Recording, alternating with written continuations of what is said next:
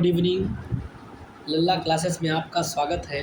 हम इस समय पॉलिटी का लेक्चर नंबर 9वां पढ़ाने जा रहे हैं और इसमें हम कुछ बात कहना चाहते हैं। कुछ बात कह कर के हम अपने क्लास को स्टार्ट करते हैं कि हवाओं के भरोसे मत उड़, चट्टानें तूफानों का भी रुख मोड़ देती हैं।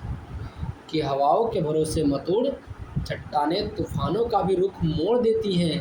अपने पंखों पर भरोसा रख, हवाओं के भरोसे तो पतंगे उड़ा करती हैं। ठीक है, इतनी बातें कहना था जो कह दिए। अब हम स्टार्ट करते हैं अपने क्लास पे और पेप्सू के बारे में देखेंगे। पेप्सू विनियोग विधेयक पर, ठीक है, किसकी बात करेंगे बाबू? पेप्सू की।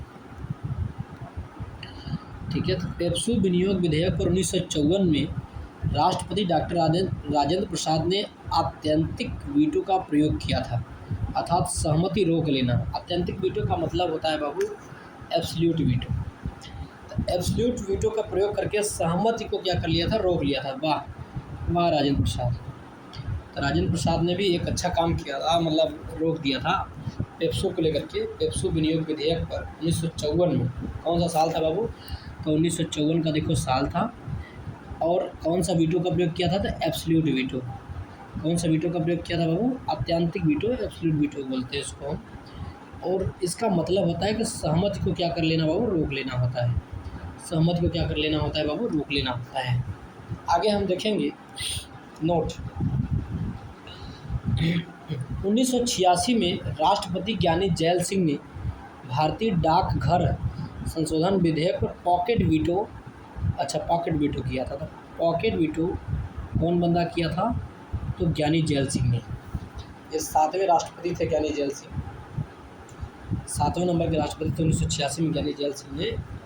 किस पे बाबू? तो डाकघर पे। किस पे बाबू? डाकघर पे। तो भारतीय डाकघर पर जो है विधेयक पर पॉकेट वीटो किया था इन्होंने, अर्थात अनिश्चित काल के लिए लंबित रखना। किसके लिए बाबू? अनिश्चित काल के लिए इन्होंने लंबित कर दिया था। पॉकेट वीटो का मतलब होता है कि अनिश्चित काल के लिए लंबित रख देना। कोई निश्चित नहीं है कब तक, अनिश्चित काल के लिए लंबित रखना। आगे हम देखेंगे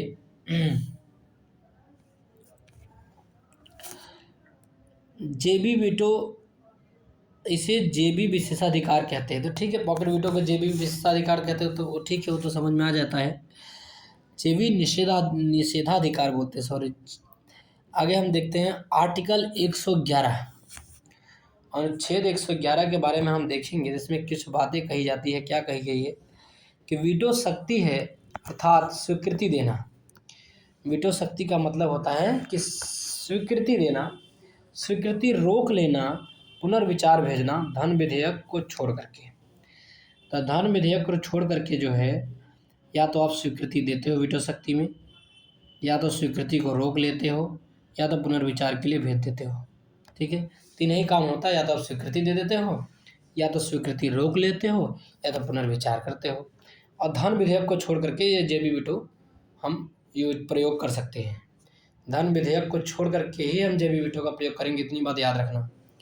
राष्ट्रपति की स्वविवेकी शक्तियाँ क्या है? तो राष्ट्रपति जो उनका जो विवेक है, स्वयं का विवेक है, उनकी शक्तियाँ क्या है? तो देखते हैं। विधेयक को आपत्ति सहित भेजना। ठीक है, विधेयक को आपत्ति सहित भेज देंगे। विधेयक को रोक कर रखना, तो राष्ट्रपति चाहेंगे तो विधेयक को रोक करके रख सकते हैं। कोई भी विधेयक राष्ट्रपति के पास जाता है तो राष्ट्रपति चाहेगा तो उसको आपत्ति सहित भेज देगा, या तो विधेयक को रोक कर रख लेगा। ठीक है, और संसद को संदेश भेजना। किसको बाबू? संसद को क्या करेगा? संदेश भेज देगा राष्ट्रपति। और किसी परामर्श पर मंत्रिपरिषद से पुनर्विचार हेतु कहना। कोई परामर्श होगा तो मंत्रिपरिषद से पुनर्विचार करने के लिए कहेगा। तो राष्ट्रपति का ये स्वविवेकी शक्तियाँ होती हैं, तो उसके बारे में आप जान लिए। स्वविवेकी शक्तियाँ कौन कौन सी है? तो विधेयक को आपत्ति सहित भेज देता है, विधेयक को रोक कर रखना होता है बाबू। तीसरे नंबर पर संसद को संदेश भेजना होता है। चौथे नंबर पर किसी परामर्श पर मंत्रिपरिषद से पुनर्विचार हेतु रखना, कहना वही कहते हैं। अब राष्ट्रपति की जो राष्ट्रपति द्वारा नियुक्ति, राष्ट्रपति किसकी किसकी नियुक्ति करेगा? तो वित्त आयोग का अध्यक्ष होगा आर्टिकल 280 के तहत, उनकी नियुक्ति करेगा। यूनियन टेरेटरीज के जो मुख्यमंत्री होते हैं उनकी नियुक्ति भी ये राष्ट्रपति करता है। यूनियन टेरेटरीज के जो मुख्यमंत्री होंगे, जैसे दिल्ली के उन दिल्ली के मुख्यमंत्री को कौन करे किया होगा, तो राष्ट्रपति उनकी नियुक्ति करे होंगे। वित्त आयोग के जो अध्यक्ष की नियुक्ति करेगा कौन, तो राष्ट्रपति करेगा। भारत का जो महान्यायवादी है, महान्यायवादी, आर्टिकल 76 के तहत भारत के महान्यायवादी की नियुक्ति कौन करेगा बाबू, तो राष्ट्रपति ही करेगा। नियंत्रक और महालेखा परीक्षक की नियुक्ति आर्टिकल 148 के तहत है। तो नियंत्रक एवं महालेखा परीक्षक आर्टिकल 148 में दिया गया है। नियंत्रक एवं महालेखा परीक्षक कहाँ पे बाबू, तो आर्टिकल 148 में, आर्टिकल 148 में नियंत्रक और महालेखा परीक्षक की बात करी गई है। तो उसकी भी नियुक्ति राष्ट्रपति ही करता है। राज्य के राज्यपाल 155 के तहत राज्य के राज्यपाल आता है, तो राज्य के राज्यपाल की नियुक्ति कौन करेगा, तो राष्ट्रपति ही करेगा। आगे हम देखेंगे मुख्य निर्वाचन आयुक्त और प्रधानमंत्री की नियुक्ति सब जो है राष्ट्रपति करेगा। ठीक है, सबकी नियुक्ति कौन करेगा, राष्ट्रपति करेगा। इतनी बात आप याद रखना। राज्य के राज्यपाल की नियुक्ति राष्ट्रपति करेगा, मुख्य निर्वाचन आयुक्त की नियुक्ति राष्ट्रपति करेगा, प्रधानमंत्री की नियुक्ति राष्ट्रपति करेगा, नियंत्रक महालेखा परीक्षक की नियुक्ति राष्ट्रपति करेगा, भारत का महान्यायवादी की नियुक्ति राष्ट्रपति करेगा, और यूनियन टेरेटरीज के मुख्यमंत्री की नियुक्ति भी राष्ट्रपति करेगा, और वित्त आयोग के अध्यक्ष की नियुक्ति भी राष्ट्रपति करेगा। कोई दिक्कत बाबू? आगे चलते हैं हम, आगे चल के हम क्या देखते हैं। अब हम पढ़ेंगे केंद्रीय मंत्री परिषद के बारे में। किसके बारे में पढ़ेंगे बाबू? केंद्रीय मंत्री परिषद के बारे में पढ़ेंगे। किसके बारे में पढ़ेंगे बाबू? केंद्रीय मंत्री परिषद के बारे में पढ़ेंगे। तो देखेंगे कि आर्टिकल 300 के अनुसार भारत सरकार का कानूनी नाम है द यूनियन ऑफ इंडिया। ठीक है, आर्टिकल 300 के अनुसार भारत सरकार का कानूनी नाम क्या होगा बाबू? The union of India. क्या नाम होगा? The union of India. ठीक है, भारत सरकार का कानूनी नाम क्या था बाबू? The union of India, Bharat संघ। आर्टिकल 78 में प्रधानमंत्री के कर्तव्य की बात करेंगे। अब प्रधानमंत्री जी आपका कर्तव्य आर्टिकल 78 से निर्धारित होता है। प्रधानमंत्री के क्या कर्तव्य हैं? आर्टिकल 78 से निर्धारित होगा। मंत्रिपरिषद के सभी विनिश्चय राष्ट्रपति को संसूचित करें। कहने का मतलब है कि जो प्रधानमंत्री का काम होता है, कर्तव्य होता है कि जो मंत्रिपरिषद के सभी विनिश्चय जो होते हैं ना, वो क्या करेंगे? राष्ट्रपति को संसूचित करें। ठीक है, किसको संसूचित करें बाबू? राष्ट्रपति को संसूचित करें। ठीक, मंत्रिपरिषद के जो भी काम होता है मंत्रिपरिषद में, वो राष्ट्रपति को बताने का काम कौन करेगा? प्रधानमंत्री करेगा। आगे, राष्ट्रपति जो जानकारी मांगे वह प्रधानमंत्री को देना होगा। आर्टिकल 78 के तहत राष्ट्रपति जो जानकारी मांगे वह प्रधानमंत्री को देना होगा, आर्टिकल 78 के तहत। आगे क्या बातें कही गई है? मंत्रिपरिषद में पीएम के अलावा मंत्रियों की 3 श्रेणी होती है। ठीक है, मंत्रिपरिषद में पीएम के अलावा मंत्रियों की 3 श्रेणी होती है। एक कैबिनेट मंत्री होता है, एक राज्य मंत्री होता है, स्वतंत्र प्रभार राज्य मंत्री होता है।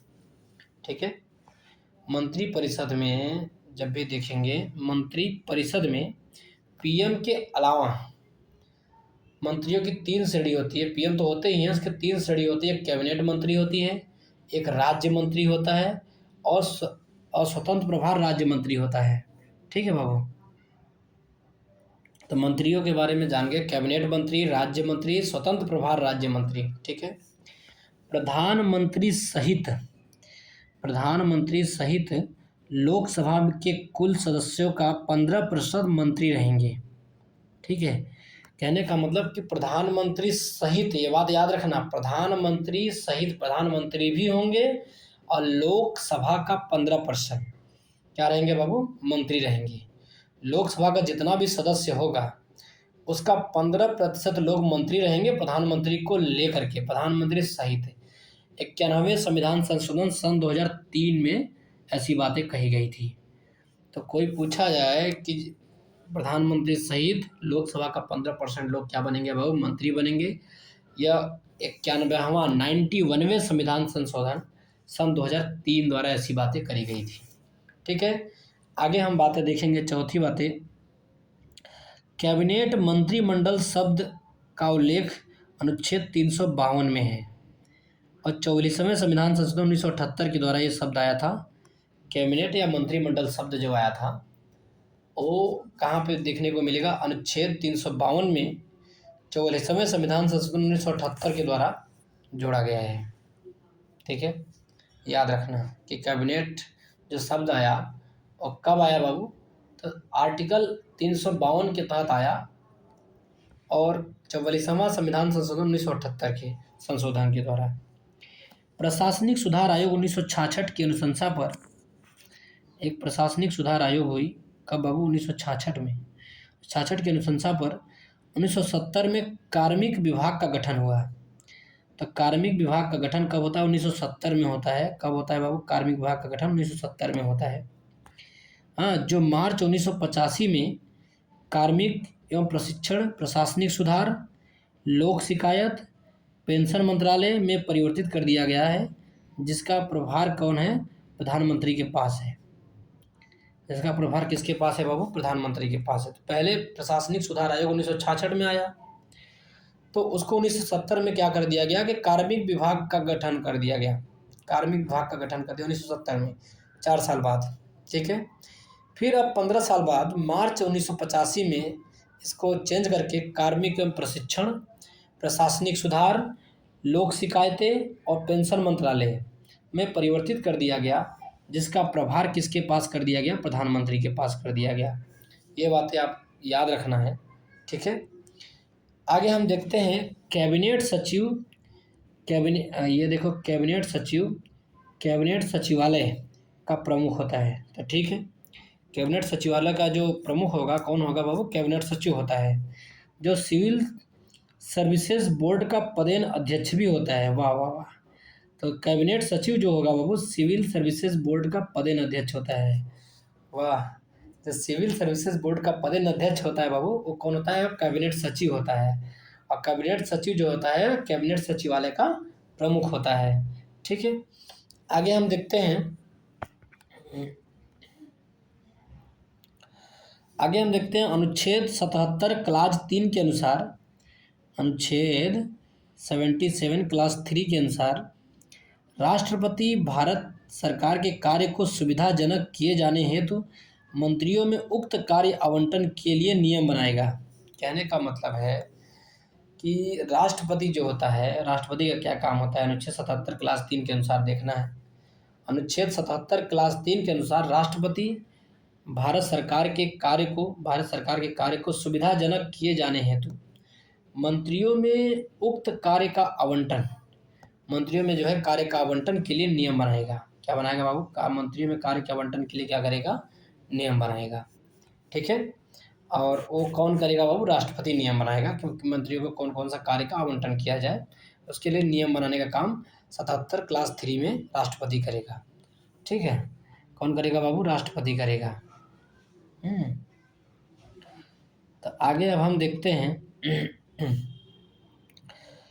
अनुच्छेद 75 में किसके बारे में देखेंगे बाबू? अनुच्छेद 75 में देखेंगे मंत्रिपरिषद की नियुक्ति 75 क्लास 1 में है और पदच्युति 75 क्लास 2 में है।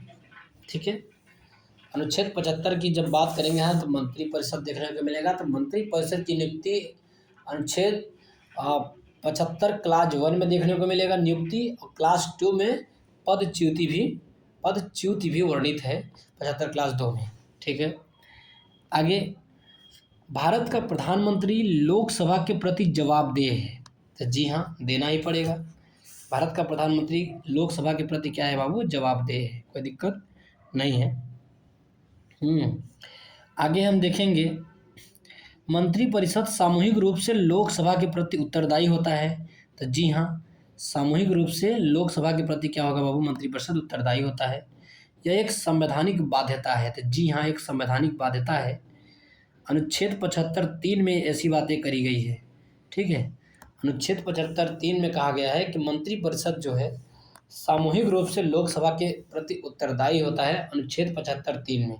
तो 75(1) में क्या होता है? मंत्रिपरिषद की नियुक्ति की बात होती है। 75(2) में मंत्रिपरिषद की पदच्युति की बात होती है। और 75(3) में क्या बातें कही गई है बाबू? कि मंत्रिपरिषद होगा वो सामूहिक रूप से लोकसभा के प्रति क्या होगी बाबू, उत्तरदायी होगी, जो संवैधानिक बाध्यता है। ठीक है, आगे, जबकि संघीय मंत्री राष्ट्रपति के प्रसाद पर्यंत पद धारण करते हैं। जो संघीय मंत्री होते हैं, ठीक है बाबू, संघीय मंत्री जो होते हैं और राष्ट्रपति के प्रसाद पर्यंत पद धारण करते हैं। राष्ट्रपति के प्रसाद पर्यंत पद धारण करते हैं संघीय मंत्री। जब भी संघ की मंत्री की बात करेगा तो राष्ट्रपति के प्रसाद पर्यंत पद की धारण करते हैं। आगे हम देखते हैं बाबू,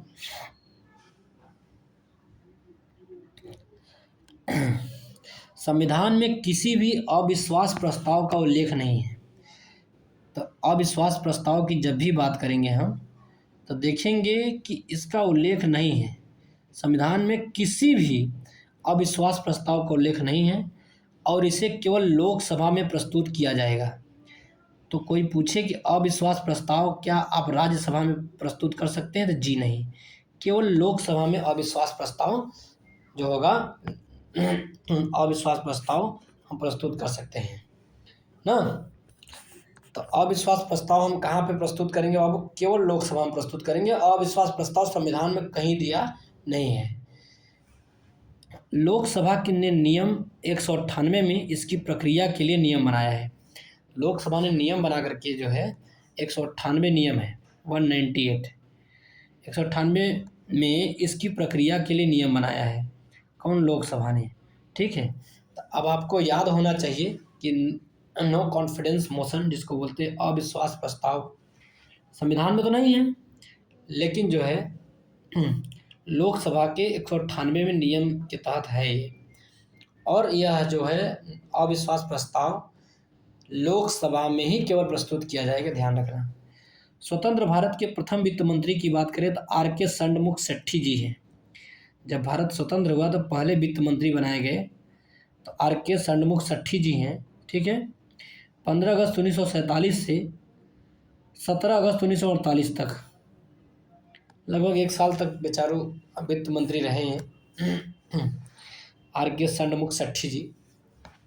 इन्होंने स्वतंत्र भारत का पहला केंद्रीय बजट 26 नवंबर 1947 को प्रस्तुत किया था। तो जब पहले वित्त मंत्री थे तो यही केंद्रीय बजट तो प्रस्तुत करेंगे। तो आर.के. षणमुख सेठी ने ही 26 नवंबर 1947 को प्रस्तुत किया। हाँ, अगस्त में बने थे, सितंबर, अक्टूबर, नवंबर, लगभग मान लीजिए लगभग 2.5-3 महीने के बाद ही जो है इन्होंने अपना बजट प्रस्तुत किया था। विभाग देखेंगे और मंत्रिमंडल देखेंगे, अंतरिम सरकार देखेंगे। तो थोड़ा सा बड़ा ध्यान से समझना है इसको। ये विभाग देखेंगे, श्रम विभाग। तो फर्स्ट मंत्रिमंडल 1947 में जब बनी थी तो श्रम विभाग के जो सदस्य रहे हैं, श्रम विभाग किससे संबंधित था, तो जगजीवन राम से संबंधित था। किससे संबंधित था बाबू, जगजीवन राम में। फर्स्ट मंत्रिमंडल 1947 में जगजीवन राम से संबंधित था और अंतरिम सरकार में भी 1946 में भी जगजीवन राम से संबंधित था। तो आप कुल मिला के देख लीजिए कि श्रम विभाग की जब भी बात आए तो फर्स्ट मंत्रिमंडल 1947 में भी जगजीवन राम जी थे और अंतरिम सरकार 1946 में भी जगजीवन राम जी थे। खाद्य एवं कृषि की बात करें तो डॉक्टर राजेंद्र प्रसाद से संबंधित है, जो फर्स्ट मंत्रिमंडल 1947 में भी है और अंतरिम सरकार 1946 में भी है। कोई दिक्कत नहीं है, डॉक्टर राजेंद्र प्रसाद ही है। रक्षा मंत्री की बात करें तो फर्स्ट मंत्रिमंडल 1947 में सरदार पटेल जी को दिया गया और अंतरिम सरकार 1946 में भी रक्षा मंत्री सरदार बलदेव सिंह को दिया गया, क्योंकि बहुत इनको बल था। सरदार बलदेव सिंह, जब भाई ताकत रहेगा तभी तो आदमी रक्षा करेगा ना। तो सरदार बलदेव सिंह को फर्स्ट मंत्रिमंडल 1947 में और अंतरिम सरकार 1946 में भी सरदार बलदेव सिंह को ही रक्षा विभाग दिया गया था। क्या दिया गया था बाबू, रक्षा विभाग दिया गया था।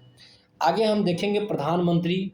अब कौन कौन से ऐसे लोग हुए जो भारत के प्रधानमंत्री रह चुके हैं। ठीक है, तो थोड़ा सा हमें देखना है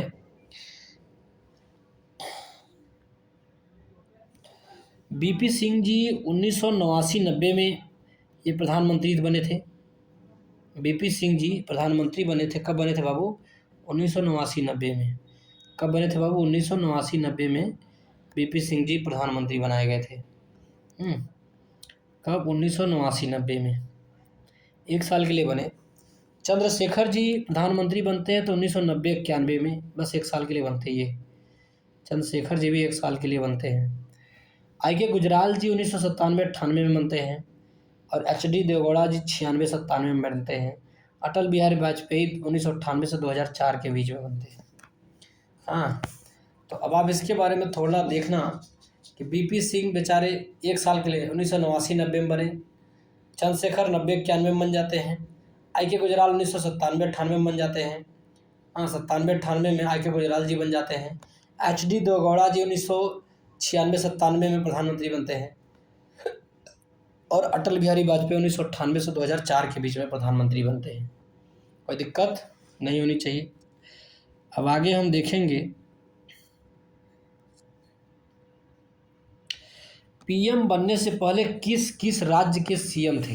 कहने का मतलब वह बंदा जो पीएम बनने से पहले किसी न किसी राज्य के सीएम थे। तो अब हम उसके बारे में थोड़ा सा देखेंगे कौन कौन से थे। तो पीवी नरसिम्हा राव जी थे, यह एपी, आंध्र प्रदेश जो है विभाजित नहीं था उस समय, अविभाजित आंध्र प्रदेश था, तो वहाँ के सीएम रह चुके थे। पीवी नरसिम्हा राव आंध्र प्रदेश के सीएम थे, उसके बाद में प्रधानमंत्री बनाए जाते हैं। और मोरारजी देसाई जी बम्बई के सीएम रह चुके हैं। वाह रे मोरारजी देसाई, आप बम्बई के सीएम रह चुके हैं मोरारजी देसाई। बम्बई में लोग जो है मुर्री मुर्री पैसा लेते हैं, वही है, समझ लो कि बम्बई में मोरारजी देसाई सीएम थे, तब प्रधानमंत्री बने बाद में। एच.डी. देवगौड़ा जी तो कर्नाटक के थे ही, तो कर्नाटक के सीएम कौन रह चुके थे? एच.डी. देवगौड़ा, तब जाकर के प्रधानमंत्री बनते हैं। और यूपी उस समय अविभाजित था, और यूपी के सीएम थे चौधरी चरण सिंह। तो हमारे चौधरी चरण सिंह भी यूपी के सीएम रह चुके हैं, और जब चौधरी चरण सिंह यूपी के सीएम रहने के बाद प्रधानमंत्री बनते हैं। आगे है, गुजरात के सीएम थे नरेंद्र मोदी जी। नरेंद्र मोदी कहाँ के सीएम थे बाबू? तो गुजरात के सीएम थे, उसके बाद अब पीएम बन गए। किसी भी राज्य के सीएम नहीं थे तो चंद्रशेखर ऐसा बंदा है जो किसी भी राज्य के सीएम नहीं थे। चंद्रशेखर किसी भी राज्य के सीएम नहीं थे, तभी प्रधानमंत्री बने।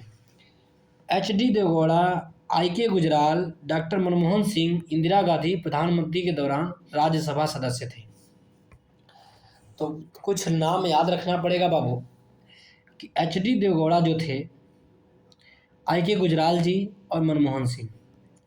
एच.डी. देवगौड़ा, आई.के. गुजराल और मनमोहन सिंह, इंदिरा गांधी जी प्रधानमंत्री के दौरान राज्यसभा के सदस्य थे। किसके सदस्य थे बाबू? राज्यसभा के सदस्य थे। देखो क्वेश्चन कैसे पूछता है, आप लोग तो ऊपर ऊपर से पढ़ लेते हो, लेकिन क्वेश्चन पूछने का देखो तरीका देखो कि राज्यसभा के सदस्य, क्वेश्चन पूछा जाएगा कि इनमें से कौन से प्रधानमंत्री राज्यसभा के सदस्य थे। तो एच.डी. देवगौड़ा जो कि कर्नाटक के सीएम के बाद में जो है प्रधानमंत्री बनने आए थे। आई.के. गुजराल जी, तो आई.के. गुजराल भी राज्यसभा के सदस्य रह चुके हैं। डॉक्टर मनमोहन सिंह जी भी राज्यसभा के सदस्य थे, इनके बारे में पहले से मालूम है। इंदिरा गांधी जी भी राज्यसभा के सदस्य थी, याद रखना। और इतना याद रखना आप लोग, एच.डी. देवगौड़ा राज्यसभा के सदस्य थे, आई.के. गुजराल राज्यसभा के सदस्य थे, डॉक्टर मनमोहन सिंह और इंदिरा गांधी। ठीक है, पूर्व पीएम डॉक्टर मनमोहन सिंह के बारे में थोड़ा सा देखेंगे, क्योंकि डॉक्टर मनमोहन सिंह की मृत्यु हो गई, देहांत हो गया। उनकी आत्मा को शांति मिले। हम देखते हैं कि भारत के वित्त मंत्री रहे थे, तो डॉक्टर मनमोहन सिंह भारत के वित्त मंत्री भी रह चुके। आगे, योजना आयोग के उपाध्यक्ष भी रहे, तो ये तो रहेंगे ही उपाध्यक्ष। आरबीआई के पूर्व गवर्नर भी रहे। सोचो कितना बड़ा विद्वान आदमी, वित्त मंत्री रह लिए, योजना आयोग के उपाध्यक्ष भी रह लिए, आरबीआई के पूर्व गवर्नर भी रह लिए, और आईएमएफ के भारत प्रतिनिधि भी रहे। वाह, मतलब आईएमएफ के लिए भारत के प्रतिनिधि भी ये रह चुके डॉक्टर मनमोहन सिंह का। जब आगे है, असम से राज्यसभा के सदस्य भी थे। कौन थे बाबू? असम से राज्यसभा के सदस्य थे डॉक्टर मनमोहन सिंह। वाह! तो असम से राज्यसभा के सदस्य थे डॉक्टर मनमोहन सिंह। कार्यकाल था इनका 2004 से लेकर के 2004 से पीएम, ठीक है। वर्तमान में 2019 से राजस्थान से राज्यसभा सदस्य थे। कहने का मतलब कि 2019 में भी राजस्थान से सदस्य थे। तो पहले शुरू में असम से राज्यसभा के सदस्य थे, लेकिन बाद में कहाँ से हो गए बाबू? राजस्थान से। बाद में कहाँ से हो गए? राजस्थान से। बाहर है डॉक्टर मनमोहन सिंह, इतनी बड़ी प्रतिभा के धनी थे। अब हम ऐसे विद्वान को खो दिए। आगे हम देखते हैं,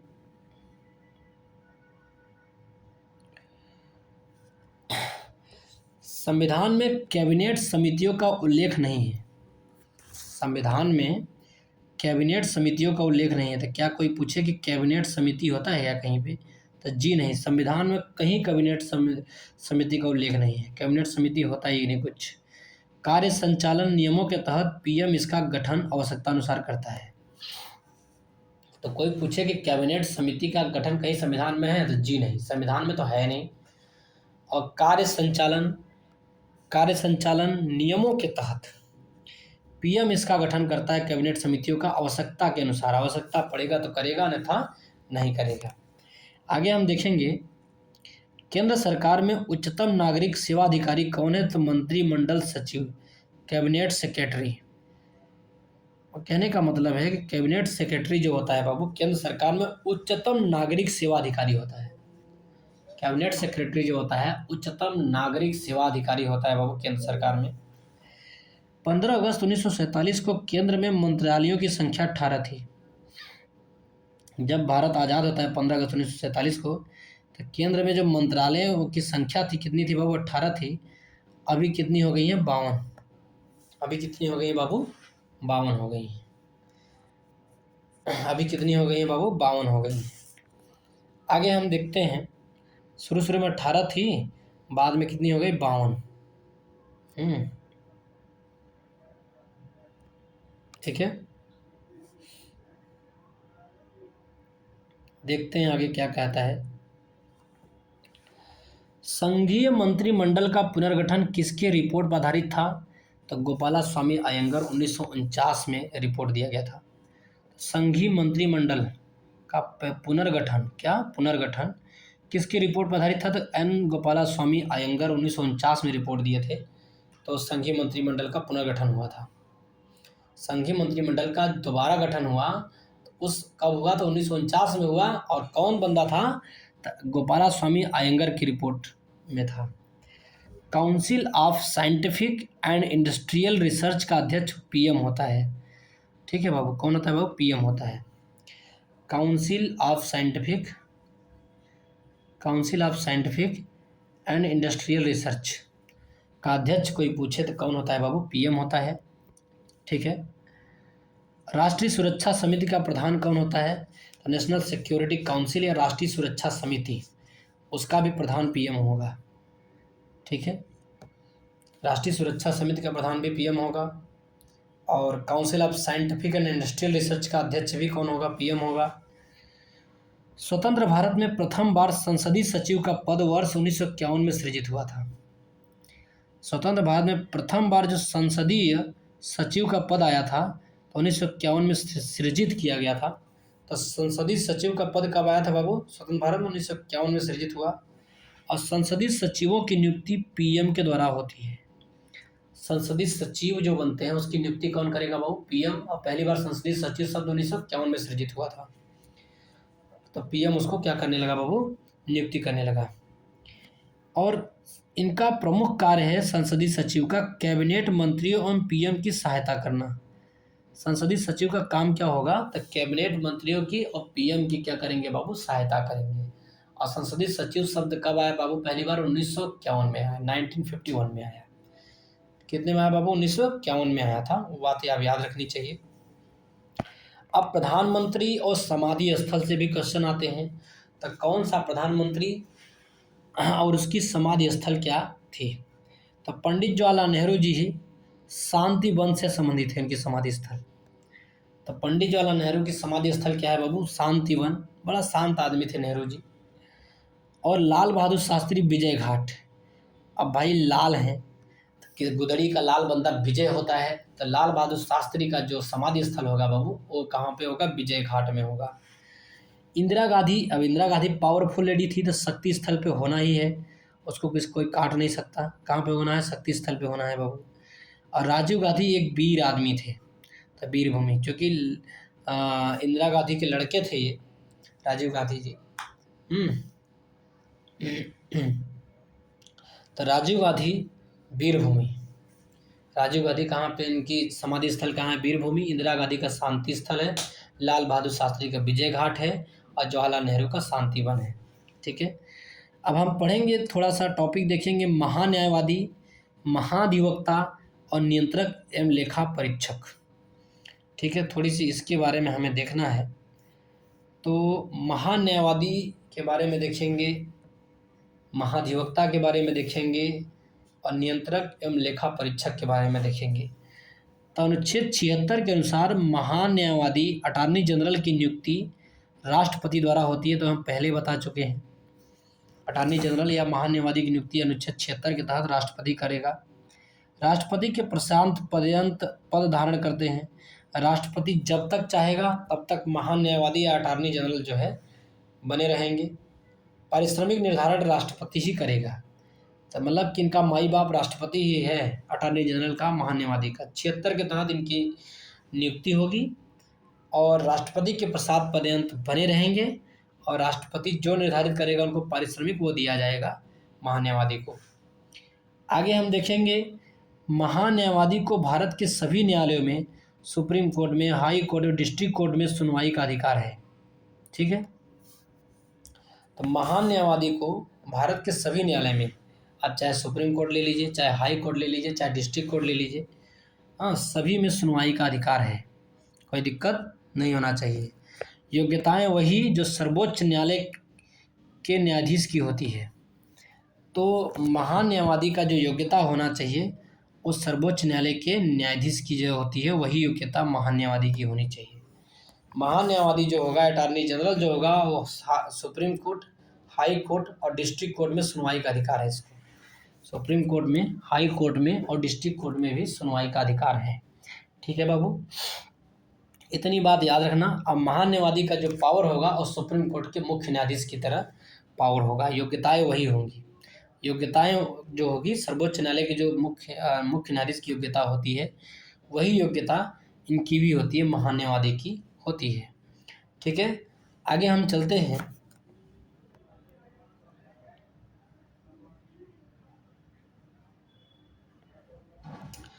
आगे हम देखते हैं कि अनुच्छेद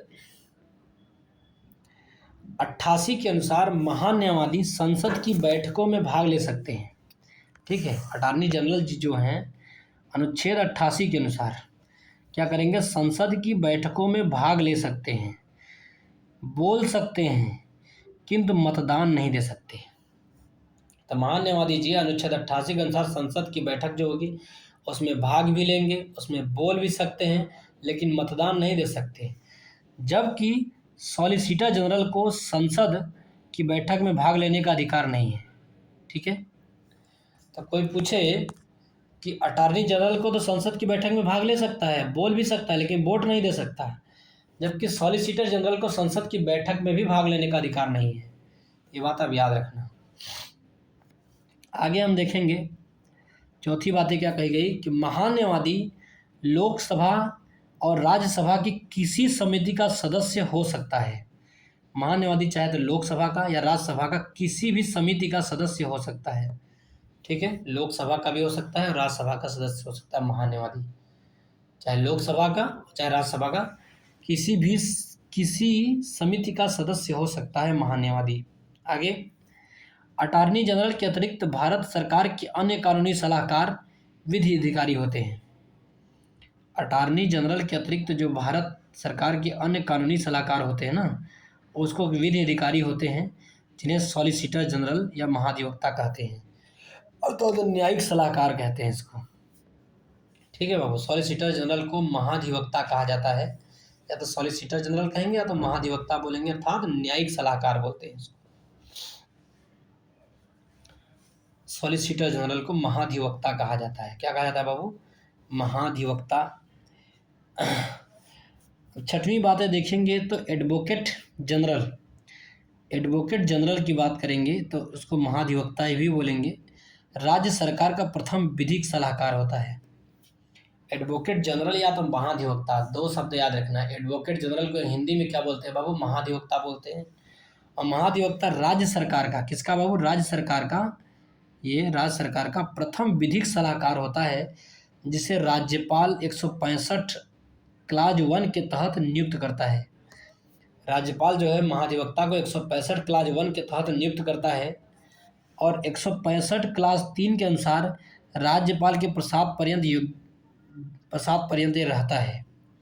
हाँ, और महाधिवक्ता की जो योग्यता होती है बाबू, वो हाई कोर्ट के न्यायाधीश के समान होती है, क्योंकि महाधिवक्ता या एडवोकेट जनरल राज्य से संबंधित है, राज्य सरकार से संबंधित है। आर्टिकल 165(1) के तहत इनकी राज्यपाल नियुक्ति करता है, और राज्यपाल के प्रसाद पर्यंत 165(3) के तहत बने रहेंगे। योग्यता इनकी क्या होती है महाधिवक्ता या एडवोकेट जनरल की? तो इनकी योग्यता होती है हाई कोर्ट के न्यायाधीश के समान होती है। ठीक है, हाई कोर्ट के न्यायाधीश के समान होती है, इतनी बात याद रखना। आर्टिकल 143 के अनुसार सलाहकारी अधिकारिता ओनली फॉर सुप्रीम कोर्ट की। आर्टिकल 143 के अनुसार सलाहकारी अधिकारिता जो होगी ओनली फॉर सुप्रीम कोर्ट की, और हाई कोर्ट की मूल तथा अपीलीय अधिकारिता है। तो एडवोकेट जनरल जो है सलाहकारी अधिकारिता होती है ओनली फॉर सुप्रीम कोर्ट की, और हाई कोर्ट की मूल तथा अपीलीय अधिकारिता भी एडवोकेट जनरल की होती है। हाई कोर्ट की मूल तथा अपीलीय अधिकारिता भी होती है एडवोकेट जनरल को, लेकिन सलाहकारी जो अधिकारिता होती है सिर्फ सुप्रीम कोर्ट की होती है। ठीक है, अब लेक्चर हम यहीं पे बंद करेंगे।